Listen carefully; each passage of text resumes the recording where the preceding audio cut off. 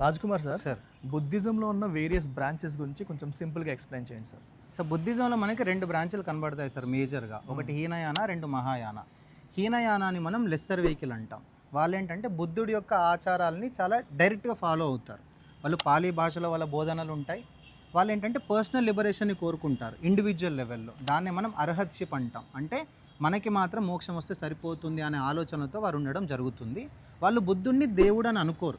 ఆయన కూడా మనలాంటి మనిషి అని చెప్పి పర్సనల్ శ్రమ చేత ఆయన మోక్షాన్ని సంపాదించాడని అనుకుంటారు. మహాయానకి చూసేసరికి ఏంటంటే దాన్ని మనం గ్రేటర్ వెహికల్ అంటాం. వాళ్ళు బుద్ధుడిని దేవుడిలాగా పూజించడం, విగ్రహారాధన చేయడం, పూజలు చేయడం, ఇవన్నీ కూడా వాళ్ళు స్టార్ట్ చేస్తారు. వాళ్ళు బోధిసత్వ కాన్సెప్ట్ని ఎక్కువగా ఫాలో అవుతారు. బోధిసత్వ అంటే ఏంటంటే మిగతా వాళ్ళందరికీ మోక్షాన్ని ప్రసాదించడానికి నేను నా మోక్షాన్ని కూడా కొంచెం పోస్ట్పాన్ చేసుకుంటాననే తత్వము బోధిసత్వని తత్వం అన్నమాట. ఈ 2 కాకుండా మనకి వజ్రయాన అనేది ఒకటి ఉంటుంది. అది యాక్చువల్గా టిబెట్లో ఉంటుంది. వజ్రయాన అంటే ఏంటనంటే ఇట్లాంటి మెడిటేషన్ ద్వారా అయితే లేట్గా అవుతుంది కాబట్టి తాంత్రిక విద్యల ద్వారా మనం తొందరగా మోక్షాన్ని సంపాదించుకుందాము అనే ఒక బ్రాంచ్ అన్నమాట. అది కేవలం టిబెట్కి మాత్రమే పరిమితమైంది. Thank you sir.